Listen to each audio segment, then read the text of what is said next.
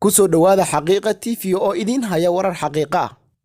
Cabdiraxmaan Cabdishakuur Warsame oo ka tirsan midowga musharaxiinta mucaaradka dowladda federaalka Soomaaliya ayaa bartiisa Facebook xalay waxa uu ku qoray maqaal aad loogu falanqeeyay baraha bulshada.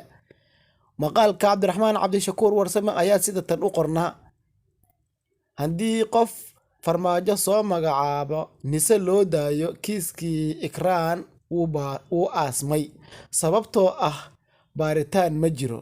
waxaa lagu micneeyay qodobka asaga haddii nise loo daayo soo magacaabisteeda madaxweynaha jamhuuriyadda federaalka Soomaaliya kiiskii Ikraan waa uu baaba'ay oo sababtoo ah Ikraan nabad sugidda ayaa dishay, ayaga ayaan hor istaagaya cadaalad u raadinteedii.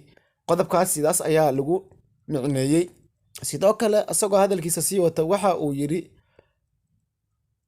sababtoo ah baaritaan ma jiro, haddii Rooble wasiirkii iyo taliyihii uu soo magacaabay ay meesha ka baxaan awoodii amniga iyo doorashooyinka waa uu wareejiyay.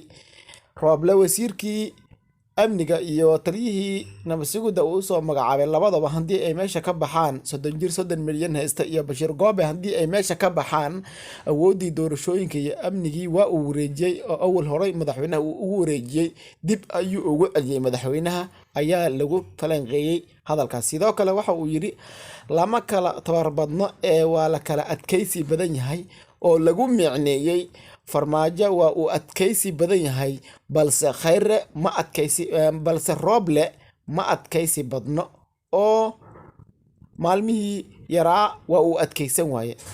sidoo kale hal la ogaado madba ayaan taageersanahay muufaysiga maya.